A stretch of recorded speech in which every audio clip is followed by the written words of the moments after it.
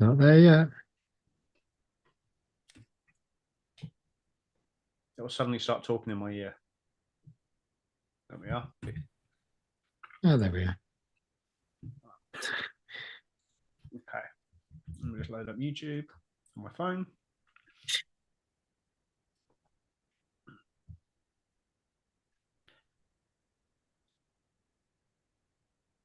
There we go. Monkeyseat live. There we are in my new Ayrton Senna top. I bought the Monaco weekend.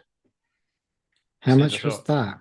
It was actually for a McLaren branded T-shirt. It was, I think, 45 quid, which that's quite cheap for them. It's cheap for McLaren, isn't it? Because the polo one was 60 quid. And I was like, I don't even like polo shirts. No.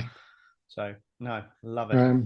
How come? What you won't have the Monaco weekend? You just went and bought it.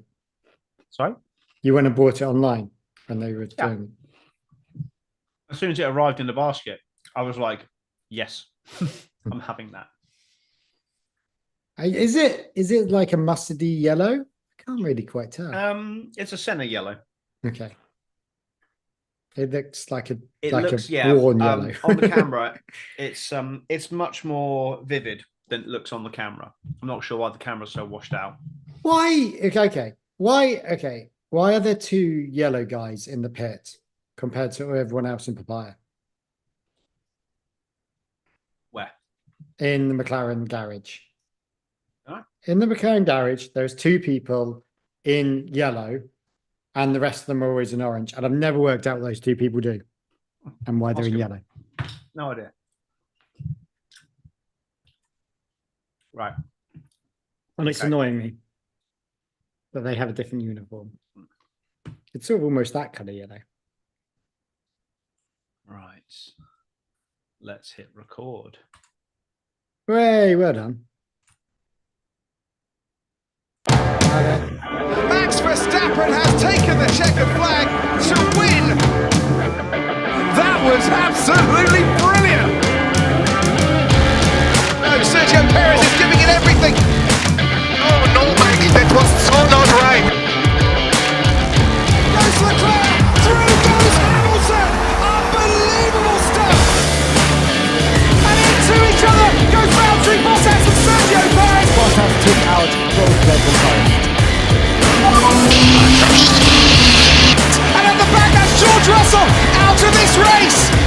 Daniel Ricciardo makes contact there with Kevin Magnussen, and there's a second contact.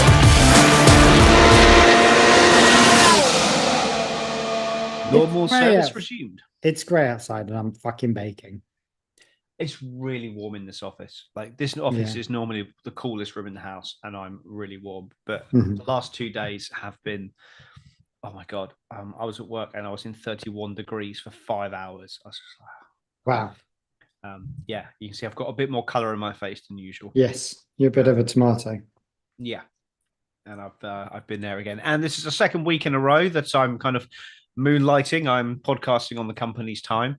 Yeah, lunchtime. Yeah, exactly. Lunch break once again. So work, if you're listening, this is my 40-minute meal break. So I love the mug, Carl. Love the mug. And it's set bunning. Okay, so for those not on the YouTube, Carl has got a mug with his own face on it. I was giving it to me by my boss. That's awesome. Cool. I'm gonna have to strip. I'm 2 seconds. I'm gonna have to strip. Cool. Well, so while Carl strips, I don't have the strip music ready, so I'll have to go with this. Yeah, no, it's not his birthday, and that is not a birthday present anyone wants to see. What the fuck? What the fuck? Cool. Are you back in the room? Had to open the door. It's too hot. And you've got your Manscaped t-shirt on. That's a throwback. That is a throwback. To when we plugged Manscaped. That was wow. That really is. I don't think I've got my t-shirt anymore. Have you not? You're giving them free promo. To be honest, I had the jumper on. I was like, it's. I never wear this without a jumper. To be honest. And then I was like, oh yeah, it's going to be rainy all day, but it's just baking. I've not even got my ball trimmer anymore. It died after about 3 months. Yeah, so my I threw ball it trimmer away. was shit as fuck. Yeah, when It died. they're in. So everyone, we're not being paid by Manscaped, so don't buy Manscaped products. They're terrible. But actually, they were. It wasn't that good, and they seemed all right for a couple of weeks. For the 2 weeks we were promoting them, they seemed all right. And then as soon as we stopped promoting them, they broke. Yeah, Like, right. Well, I'm glad we're not promoting them anymore. But yeah, so sorry. I'll I need to find some sticker or something to put over them. There must be something on my desk. Also, I'm very hungry, so I've got crisps here. So I'm going to try and remember to mute my microphone whenever I'm talking, whenever I'm eating crisps. So just forgive me for this one crisp because I was very hungry. So I will. Like that. Don't have. There we go. Have you got any gaffer tape? That'll do it. No, not on me. Do you want to borrow this? I got some gaffer tape just here. There we go. Here, borrow this. That'd be great. I'll just put that over the screen so I can't see the Manscaped logo. How about I just stay low there? Yeah. That works. That works. Excellent. Right. So now that we've got rid of Manscaped from the wow, do you want to say their name anymore? Well, I'm just making sure that everyone knows not to buy Manscaped products because I've been. But there's no such thing as bad press, is there? So really. Yeah, I mean, Alpine have done quite a good job of. Sorry, Nigel Farage gets a milkshake thrown over him, and his numbers skyrocket. Do you know what I mean? Yeah, but Alpine have got some nice negative publicity by bringing back Flavio Briatore to bring it back to Formula 1. Is that drunk man that was on the thing and the grid? Yeah. Oh my God! Like, what was wrong with him? The architect. He is the architect behind Crashgate. You know the reason why Massa's suing the FIA? Yeah, he's the guy that told Nelson Piquet to crash on purpose, allegedly. Brilliant. Yeah. I mean, I'm not surprised. He sounded like a complete, he just sounded like he was out of it, like he had Alzheimer's or something. And I bless anyone that has Alzheimer's, but wow. If you ever listen to the Beyond the Grid interview with him, like Tom Clarkson's interviews, normally I'm not the biggest fan of him, like personal opinion. That's fine. Nothing wrong with him. He's not, there's nothing bad that he does. He's just not. No, I'm just not a fan of his interview techniques, but there we go. That's by the by. His interview with Flavio, normally his interviews, they run from start to finish. And this, they'll obviously have bits that they cut out and prompting and stuff. But the interview with Briatore must have been so hard for him because he had to keep doing cutaways and fill-ins where he was saying, next I spoke to Flavio about this and he said this, and then this was his response because he was obviously having to guide him through so many questions because he was just having to work so hard to get the answers out of him. But it was I imagine it must have been a really tough interview for him because he was just not giving him what he was asking because he's just so difficult to understand. So I imagine there was probably a lot of, I don't understand you. Can you repeat that? That kind of stuff going on. I understand, it's a language thing. Okay, I sort of get that. It's not great, but there is a language barrier. But wow, he just sounded like he was absolutely sloshed out of his mind and just so confused by being on site. And then asked, what's he going to do at Alpine? And then he was like, I don't know. I've been here a week. I was like, yeah, but you don't go into any job without having some idea of what you want to achieve. The obvious answer to that is, I plan to get him on the podium. That's it. So, Briatore, if you want something like a football analogy that, I haven't watched football since 2020, but he's kind of like a Jose Mourinho type character who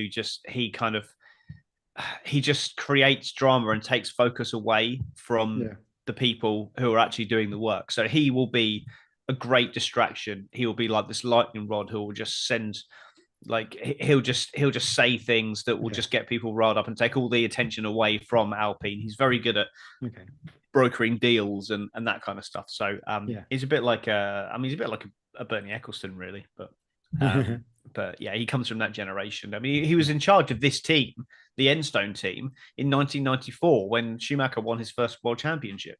Okay. And also when Fernando Alonso won his championships in 2005, so he's got that pedigree, but was that? Yeah, but he came in because he worked for United Colors of Benetton. Yeah.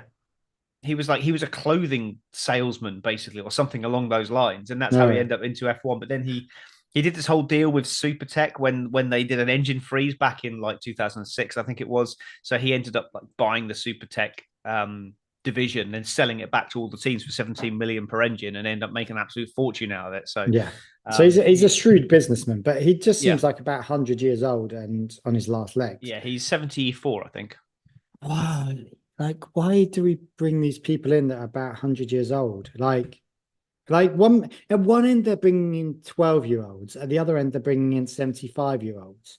Like, what's in the middle? Like, there's nothing. Have I got to keep talking every time you have a crisp? Is that what the plan is now? Yes. If you see me hold up a crisp, that means I'm about to mute my mic and take a crunch. So Yeah. if So I'm now holding a I'm just crisp, gonna that leave means you got to fill. Yeah, okay. Or I could be really mean, and every time you do a crisp, just leave a gap. And Yeah, ask me a question whenever I'm holding a crisp. Yeah.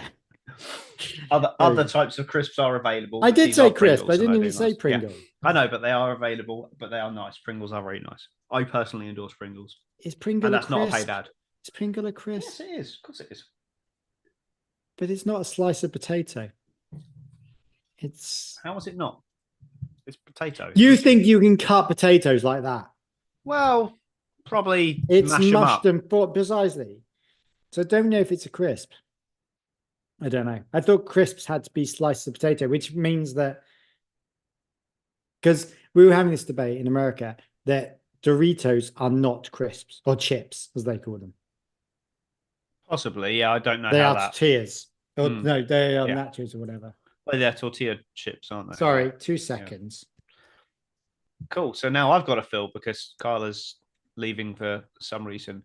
He seems to be shouting at someone out of his window. My dog was digging and she's now putting holes. And she's now putting holes all around where the trampoline is. So it's like a landmine for all the kids to fall down and break their ankles. Nice. Painful. Anyway. Fortunately, mine is still just lying on his back all the time. What, your dog? No, my child. Oh, right. I was like, when did you get a dog? After we come off stream, I need to show you a picture, and I'm not going to do it on the live stream because Emily will kill me. Okay. But it better not be a punami. No, it's not a punami. No, it's not. It's just something that I did, which I need to show you. But I will not do it on camera because Emily will kill me. Okay. But yes, cool. So should we talk about some Formula One because we had a race, and on the face of it, it's another Max Verstappen win. Yeah, but it wasn't an easy win for him. I'm really surprised. Like, I thought Spain would be Red Bull driving off into the distance, not quite as quick as they had been, but would still be very dominant. Kind of back to the start of season levels, but close. Kind of maybe half the gap, a couple of tenths a lap, that kind of thing. But it really wasn't. I mean, Lando was the match for him. If he hadn't have let Max through at the start, or if he had have been less aggressive defending against Max at the start and therefore not allowed George to get past, I think he still wins the race, even if he comes out of that turn 1 second place. He did genuinely seem to have that pace. I mean, you got the offset on the tyres where he was coming back at him after losing time. But overall, I think if he's ahead of George on lap 1, then he's got the pace on Verstappen because he can go long. Yeah, and then he can then either undercut him at the stop or he can overcut him later on because with the 2-stop he's got that option. It's I don't know how he needs to do this, but Norris needs to practice his starts. They are his weakest thing. He fecks them up 90% of the time, and I'm not exaggerating on that. Like, I know I think we actually discussed this in a previous podcast. Yeah. I don't think it's Lando fucking them up. I think it is, if you look at it, Piastri gets very similar starts. I think the Red Bull has a really strong launch control system on their car because Red Bull always make good starts.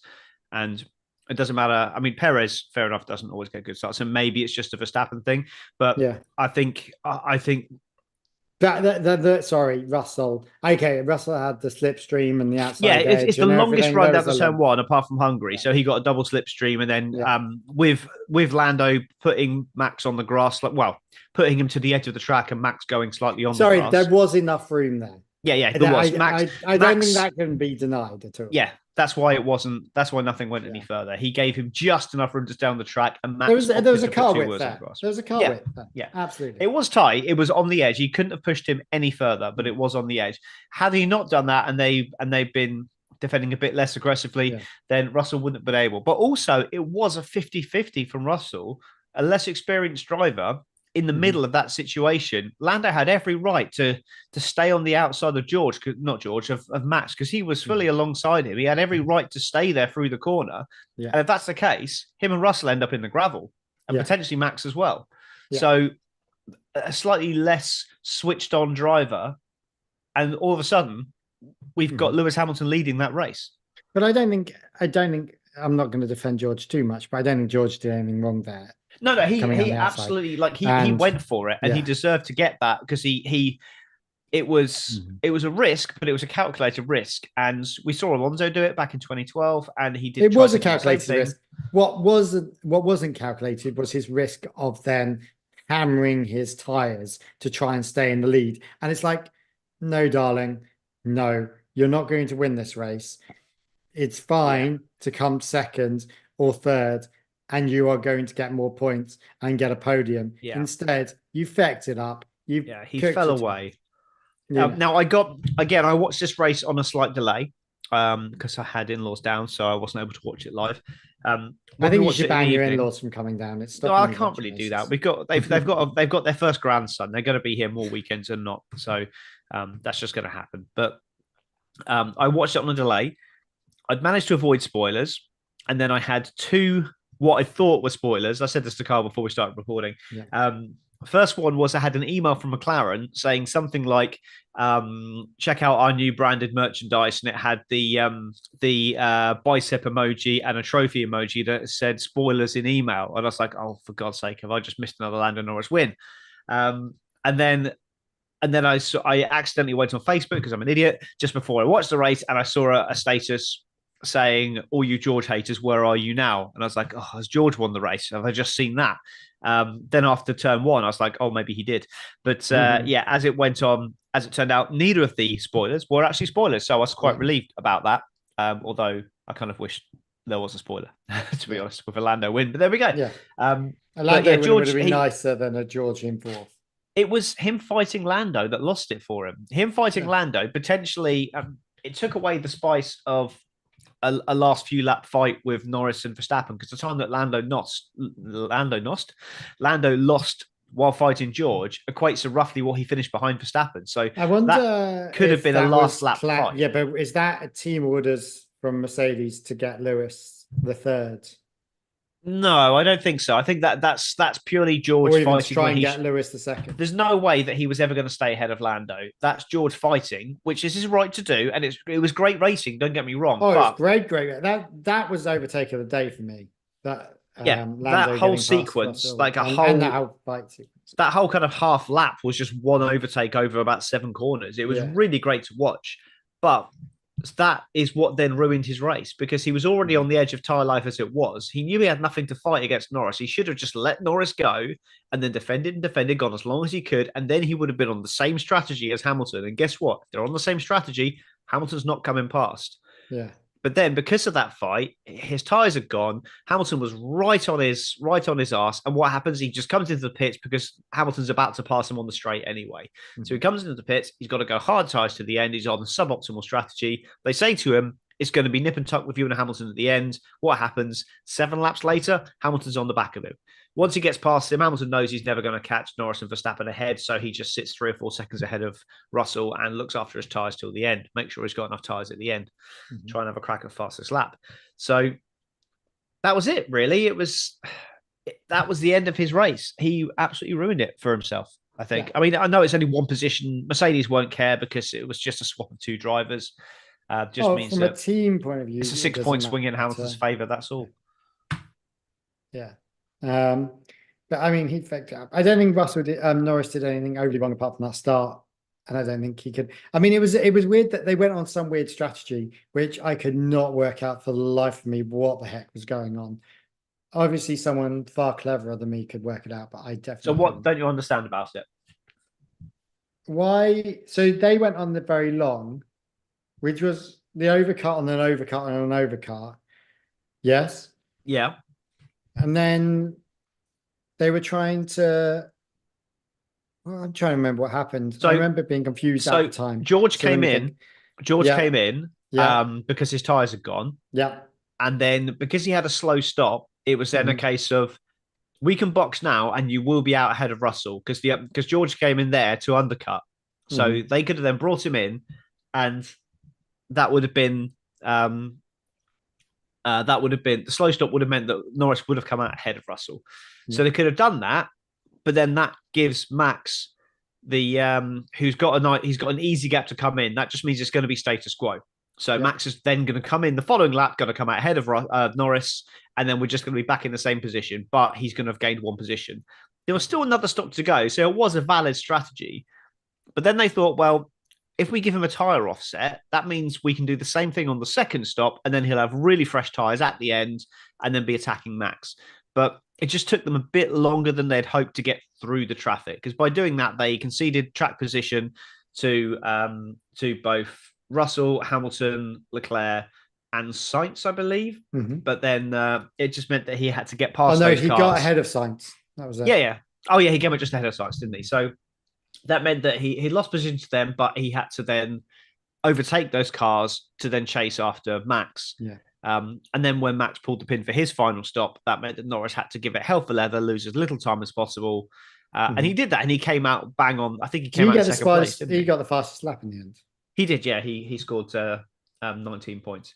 So yeah, he got the fastest lap. And why is Barcelona 2 pits compared to anywhere else?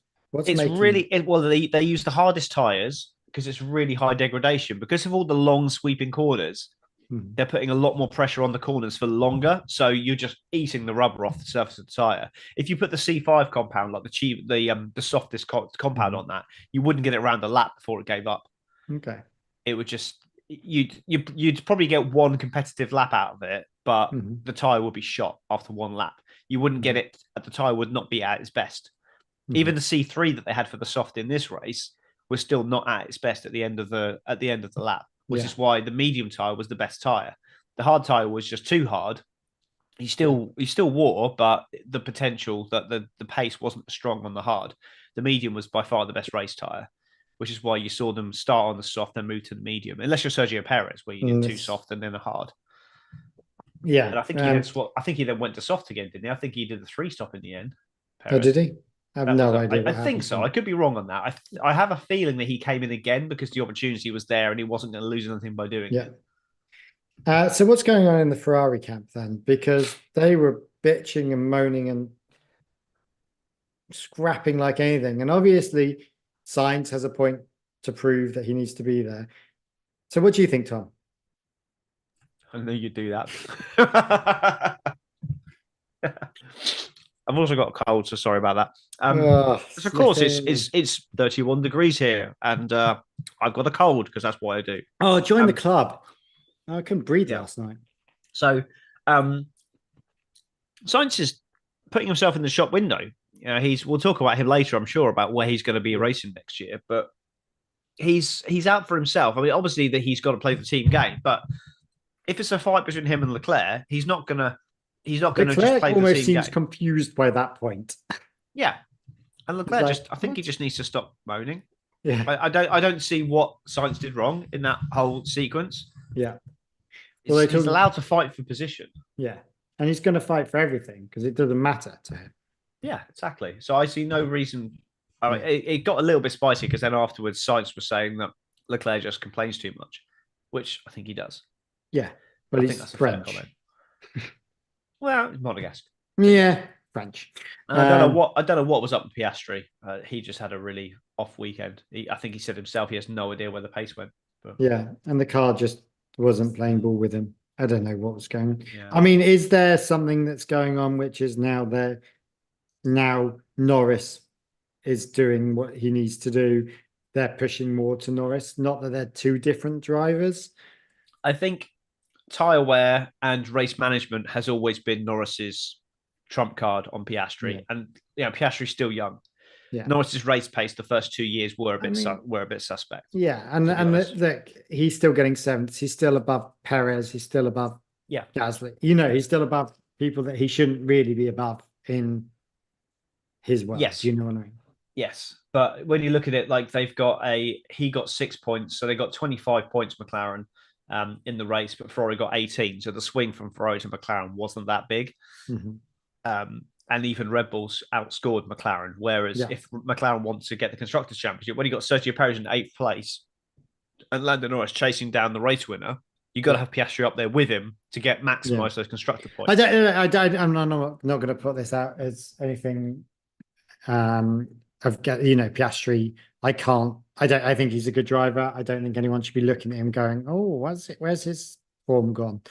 Do you know what I mean? I don't think it's a problematic. Yeah, I think that's just a case of it's a case of that circuit. You have to manage your race correctly, and his race management is probably 90% there, whereas Norris is like 98. He's a really good race manager now. So he's I think that's just where Norris has that strength over Piastri right now. Yeah. I think coming into Austria, it's such a short lap. Piastri's such a great qualifier. I think they're going to be neck and neck this weekend. Mm-hmm. There's not going to be hardly anything between them. I think they'll be right back up there. You probably get 3 flying laps in qualifying because it's such a short lap, so there'll be no problem. Piastri will be right back up there again. And Norris is a bit of a specialist around Austria as well, so I think McLaren and it's one of his great tracks, isn't it? Weekend. It's a great shot this weekend, and it's a sprint. There's a really good chance for McLaren to rack up some huge points this weekend. And Perez has got to perform, but I think Perez got done a little bit dirty last weekend. I'm not going to lie. I think his performance in the race was fine. His strategy was terrible. And I wonder who made that decision. Partly in circumstance down to where he was starting, but that was, keep in mind that he did have a 3-place grid drop as well, but he still qualified like 7th. Yeah. Still not good enough. Yeah. His race pace was okay. His qualifying was bad. And he had the 3-place grid drop because of him driving around a broken car in Canada. So that was, that was the reason why he was nowhere in this race, which is frustrating for Red Bull, but I'm here for it because it does. I mean, I know we've been bitching about them, but Alpine, are they where they should be now with Gasly and Ocon 9th and 10th? Yeah, that's kind of, they're up to 7th in the constructors now. Their ceiling is a lot higher than the teams that were ahead of them. So, I mean, looking at the constructor standings, I'll have a quick look myself now. Where is it? Teams. There we go. So, they are up to 7th. Haas are going to snipe for points, whereas Alpine are going to be able to score points on merit. I mean, I'd like to think that Alpine could push up towards RB. Mm-hmm. That's where they should be. They should be in P6, to be honest, or even P5, really. But with the way that team is being run at the moment, P6 is realistically where they should be. I reckon they'll have P6 pace for the rest of the season, which means, they're looking at 9th, 10th, 11th. Once you factor in Perez and Stroll having Perez and Stroll problems and the odd retirement here and there, they'll be sniping for points. You might get like a 5th or a 4th, maybe even a snipe at a podium if circumstances prevail. And you say that like Haas is sniping for points. I mean, sorry, one of them really is sniping for points, and he's slightly proving that Audi's made the right decision, or Sauber made the right decision. Yeah, Hulkenberg's been performing. Magnussen's been better the last few weeks, I have to say. I thought he had a decent race from memory, or did he not? 17th. But there was a reason for that, wasn't there? Didn't he have a penalty for something which wasn't his fault? Well, no, it was a jump start he had a penalty for, didn't he? Oh yeah. Which is kind of a bit of a muchness, to be honest. But there was a reason why. Because no one went off this race. It was one of the first races we've had this year. Completely. Yeah, it was full. I mean, Logan Sargent managed to go around cleanly, but 2 laps behind. He got lapped twice. I mean, it's embarrassing. Yeah, I think he had a problem with his car. I seem to remember him saying there was a problem with his car. I mean, I think it's probably the meat bag in the middle of it that was the problem. Yeah. I mean, to be honest, both the Williams had a shit time. Yeah, it was not a good race. And I think Tsunoda had a shitty pit, didn't he? I don't know why he's so far down. Yeah, I think he did. They had shitty qualifying and couldn't get out. Both. Yeah, he had Ricardo and Tsunoda. Yeah, there was a problem in his pits, I'm sure, as well. Yeah. And Bottas looked like he was doing really well earlier in the race and then just disappeared. I'm not sure what happened in his race, if I'm honest. But we did this week. Since then, we have had some breaking news. Some breaking news. Is it really, or is it just boring news? Well, let me just say, it's news that we all knew. Lance Stroll has announced that he is continuing in Aston Martin, and I sent that to my friends with the friends Phoebe gift saying this is brand new information. Yeah, no, we knew that. Why? What? and please don't say because of Daddy Stroll, but why? Why Because is of he Daddy there? Stroll. Because of Daddy Stroll. I don't know what you want me to say here. That's. But he doesn't even want to be there. I don't even understand. I don't even have a Lance Stroll coaster. Yeah. Looking at these beer coasters, I don't even have a Lance Stroll one. I'm not sure why. Why do I not have a Lance Stroll coaster? Because he was definitely there when he those was. coasters were made. What? Yes. Who else are you missing? Because they're double-sided. They are. Well, they're double-sided because of teams. So, like, yeah, that's what I'm saying. I've got Magnussen and Schumacher, but I've crossed him out. So yeah. I'm also going to sneeze. So I'm going to try and But pause this before I sneeze. There must have been someone. There must have been someone that you are missing. That's on the other side of Stroll. Because I think I'm missing. Because I'm also missing Alonso, so I must be missing. You're missing the I'm missing the Aston Martin. There we go. Oh no, I'm not missing Alonso. I've got Alonso, and I'm missing the Aston Martin because it would have been Vettel and Stroll. So I'm missing that one. Yeah. There you go. There we go. But Strolly boy is just he doesn't want to be there, really. He's not one for the fame. He's not one for really driving cars. So I don't get why he's even bothering. He wants to go and play tennis or do something stupid.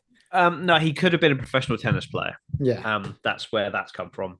But I think he does want to be there, but he's just got that rich boy mentality where everything has just been so easy for his whole life. He's just like, yeah, I'll do that. He just has that demeanor about him. If I ever become rich or you ever become rich, Tom, let us not have our kids be rich boys. Yeah, no.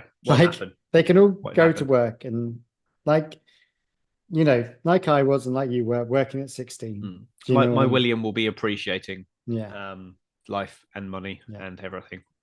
Like, what is wrong with these people? And it's lovely to have money. Don't get me wrong, but we were looking at setting him up a trust fund, and then they're saying he can have it at 18 or he can have it at 21 and all that kind of stuff. And I'm just like, do you know what? My son is not having a big sum of money at 21. Me at 21, that money would have gone. There's no way. My parents.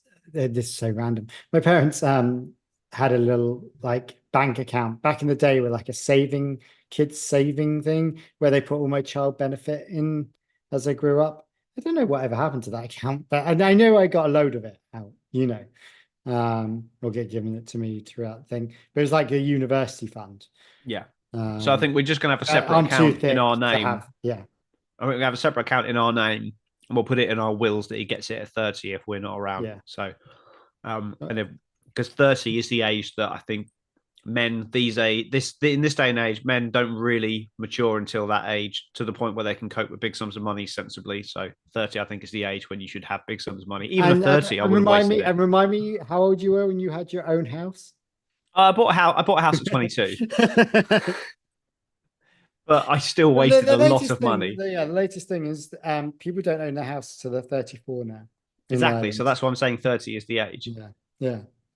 He will learn to appreciate life.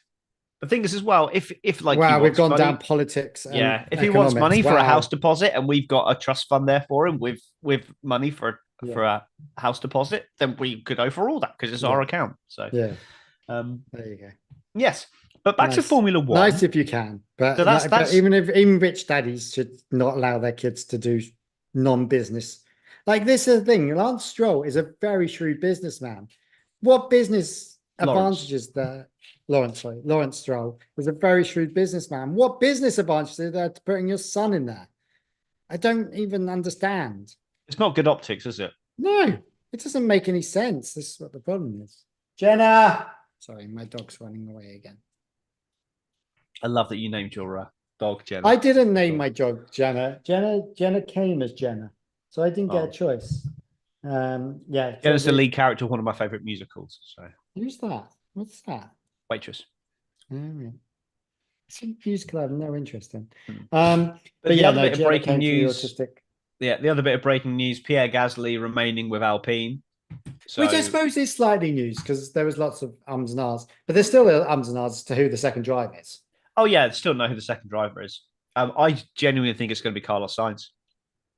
I thought you said Williams in the text earlier. They seem to be, but I am now switching. I think he's going to go. What, in the last hour? In the last couple of days. No, but hang on. There was a text in the last hour. I swear that you wrote that you were in Williams, that he was going to Williams. If you go, are you talking about on the Grid Talk Slack? Yes. Go back on it and have a look and tell me what I wrote. Okay. While I eat a crisp, victory crisp. Yeah, we didn't need to hear that. That's some ASMR for you. Here we go. This is great content. Yeah, hang on. I can't find it. Anyway, what do we think about Gasly being there? So what I said was, it was on the general tab on Slack. Right, I said I think Sainz is going there because he's going to back himself to do a couple of years there and then move on somewhere else in 2027, whoever's got the best package. Because that is... You did Alpine. say... Sorry, I totally read this all wrong as to what's going on. Yeah. Because there's about Alpine, 50 text messages. I think Alpine have got the highest ceiling out of the teams available. When you're saying the highest ceiling, financial? No, I mean just potential-wise, because they've got the most backing. They are kind of like a manufacturer team, but a light version. They're not putting in enough money, but they're putting in a hell of a lot more money than all the other teams that aren't a manufacturer. So like maybe Aston, apart from Aston Martin, but you can guarantee RB, Haas, Williams, and Sauber aren't putting in as much money at the moment. Audi aren't putting in enough money for their project right now. So, and Enstone still fundamentally are a good team. They're just in a bit of disarray at the moment. And I just think that with Flavio coming on board, that is going to be Flavio Briatore. He is an aggressive recruiter. He will go to Carlos Sainz and he will say, "You are going to sign with me, and I'm going to all this money, and you're going to win." Where the fuck is he from? He's Italy, I think. He's Italian. It doesn't sound very Italian. So he will just say a load of words at Carlos Sainz where he'll interpret big money. Yeah. And he'll say like money and world championships and stuff. And he'll think, oh, he's promising me world championships. And then when it comes to it, he's like, no, what I'm saying is this car will not win world championships. You just misheard me because no one can understand me. So I think he's going to genuinely aggressively recruit Carlos Sainz because he is the linchpin of the market. So I think Sainz is going back to Alpine. I say back to Alpine, back to Renault's team. Stable, Enstone. Stable. I don't know. I just don't get it. I don't. If I was, it's only a couple of years. He's going to score more points at Alpine than he's going to score at Williams. Let's be honest. I don't know. And then so then he goes into Alpine and destroys Gasly, then he's going to be top of the picks. Could destroy Gasly. I think he would defeat Gasly as well. Whereas if he goes to Williams, he's got a very highly thought of Albon. If he loses to Albon, that's career over for him. Whereas if he goes to Alpine and beats Gasly, then he's going to be... What if he loses to Gasly? Gasly's still a race winner. So there's some credence to that. And nobody really knows exactly how good Gasly is. I've got a feeling I know how good Gasly is, but no one knows exactly how good he is.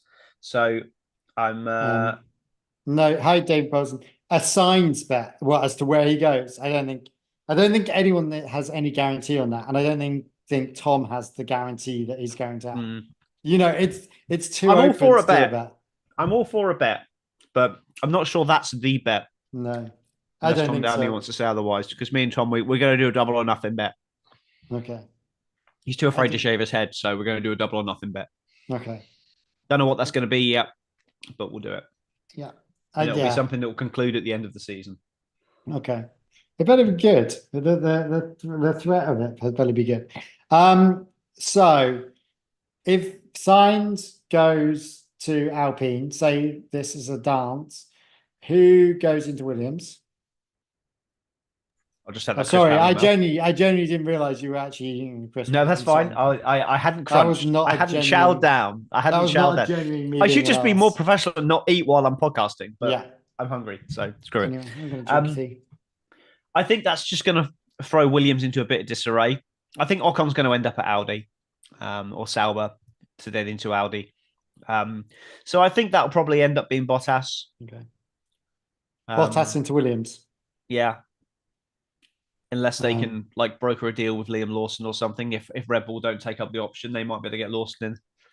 Well, there's this rumor that Danny Rick is going out after the summer break if he doesn't cop on his ideas. Yeah, but he's been performing a lot better. since they changed his chassis. I'm not saying 15th. I'm not saying that's the reason, but you look at his qualifying performances and his in-race performances have been better. RB were nowhere at the weekend. Their car, their updates on the car didn't seem to work. Technically, they said they worked. Like the numbers on the versus what they saw in the wind tunnel all corresponded. On track, they should have had more downforce, but the drivers couldn't get it to do what it was supposed to do. I think it's just upset the balance a little bit. So you can only compare him to his teammate. And at the moment, he is performing on the same level as Tsunoda. So I think he has been better. Yeah. Certainly close to Tsunoda anyway. He's been a little bit better on occasion, but Tsunoda has still been better as well at times. So I think he's definitely upped his performances. I think he'll be in that car till the end of the season. Next season, I still think commercially they'll stick with him. I mean, Netflix is paying for that seat, basically, aren't they? You know, and when I say Netflix paying for that seat commercially, that's helping Netflix pushing, you know. Yeah, I mean, to be fair, I did not watch the most recent season of Drive to Survive.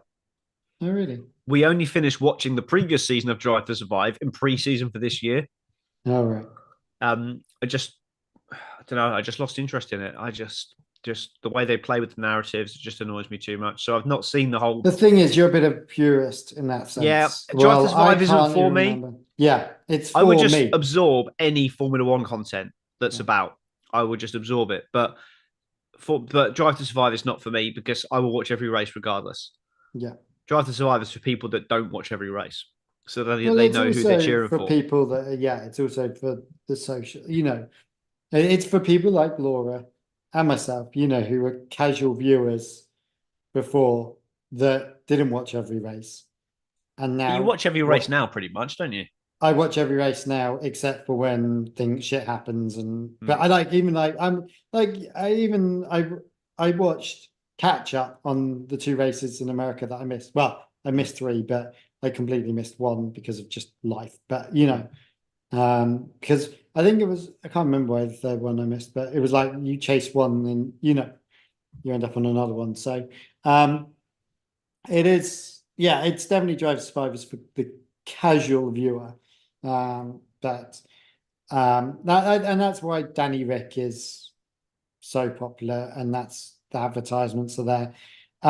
So Sauber, so Zhou's gone as well. So I still think there's still a chance for Zhou to remain. I can see Zhou ending up in the other Haas seat if Ocon signs for Audi now that Gasly's off the table as well. Haas are going to want an experienced driver, but what does Gene Haas love more than anything? He loves money, and Zhou would bring a lot of sponsorship to Haas and bring a lot. I'm not going to bring this up, but the political look of a Chinese driver in an American car.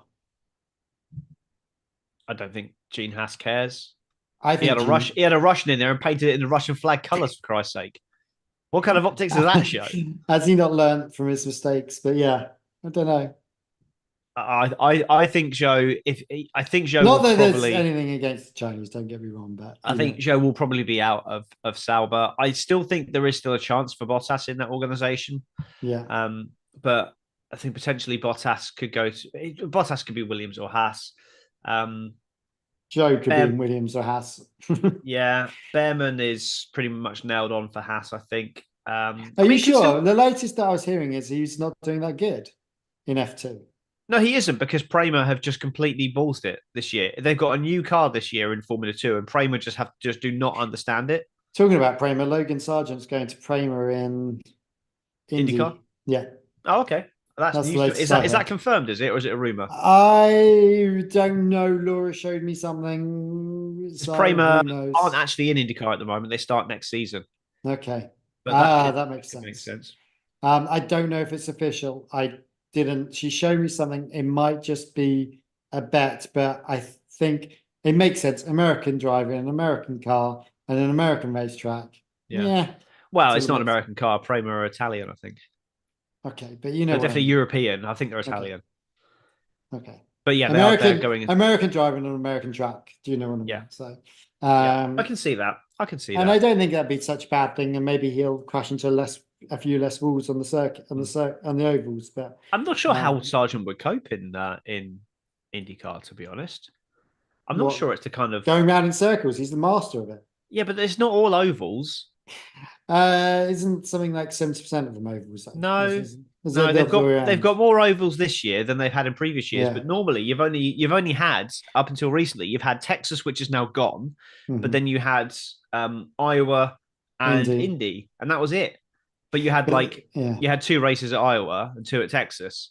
But now Texas has dropped off. They've gone to the Nashville Super Speedway instead of the street track, and they've put another one in. I can't remember. I've not really been following IndyCar. I want to say Michigan. Maybe I've not really been following IndyCar that much this year. I've got to be honest. But they've got more ovals this year than they have had in recent years. But it's still less than 50%. It's like 30%, 30, 40%, something like that. But yeah, it's you've got road, race and street circuits. So you've got some permanent racetracks. You've got a lot of street circuits and some ovals as well. So it's a good test for him. But I think he's more of a permanent circuit type of racer. I don't know. He's never raced on ovals in his career that I'm aware of. And he's a bit pants on the street circuits. Yeah. So I'm not really sure how he'd cope in IndyCar, but we'll see. No matter what he does, there'll be a narrative from the IndyCar fans which will be disparaging towards Formula One, whatever happens. Yeah. So because that's what they do. Although Jamie Chadwick's doing okay in Indy Next. Yeah, I know she qualified on pole for a race, didn't she? Did she win a race? I don't know if she won. I think she got a podium. No. I've not watched any Indy Next either, but I just remember. Is that like F2 for Indy? Yeah. That's pretty much exactly what it is. It's the ladder to IndyCar. The only difference is that if you win Indy Next, then you get a scholarship for IndyCar. So you get I think it's like $750,000 or something, which goes into your budget to get an IndyCar seat. It doesn't guarantee you a seat, but it means that if a team's looking for budget, they've got a scholarship there. So it makes it a lot easier to progress. Okay. Which is a good system. As opposed to F2, where if you win it, you get fecked off out, and that's the end of that. It's a good system for IndyCar that wouldn't work in Formula One, because Formula One now doesn't need pay drivers, whereas IndyCar absolutely does. Like the entire IndyCar system is built around drivers bringing budget to pay for their seat. Yeah. If you're actually, there's very few teams that are just employing drivers. McLaren are just employing.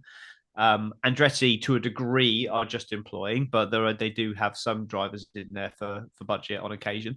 Ganassi even bring 1 or 2 drivers. Is it Porsche in McLaren? No, not anymore. He was given the seat until the end of the season, but then he was turfed out.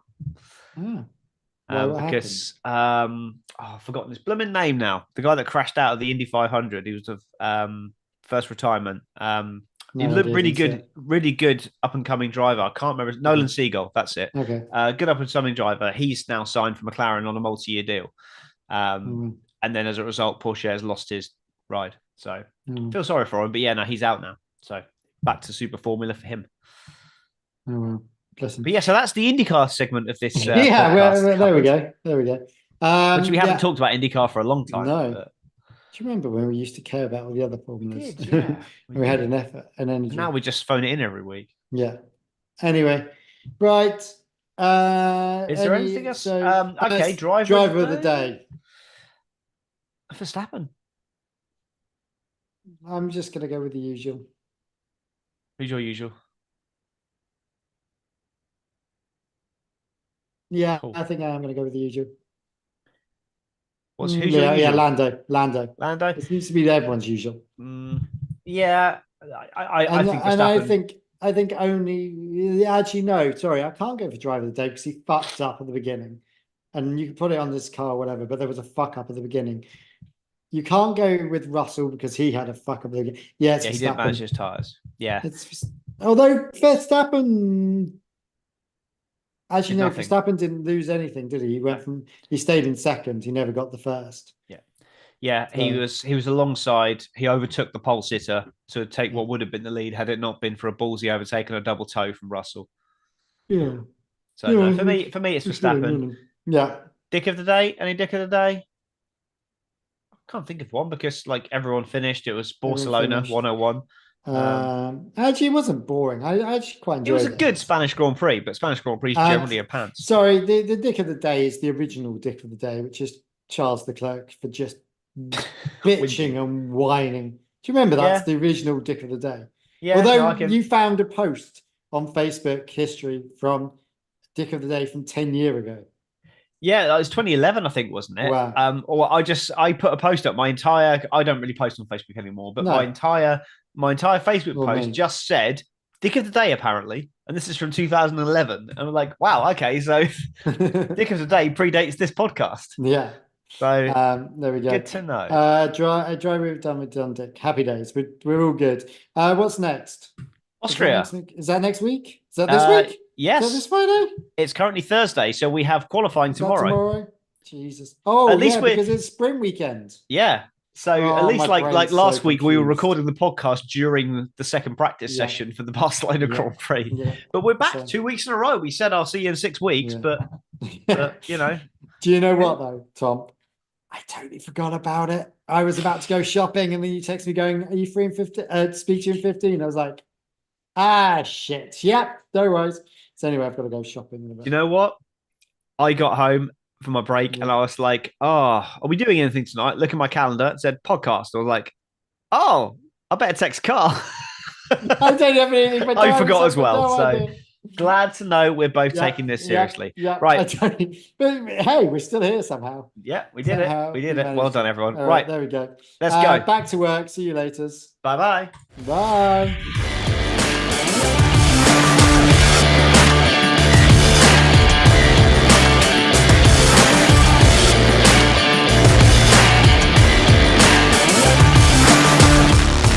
Four at once. Eat the Pringle.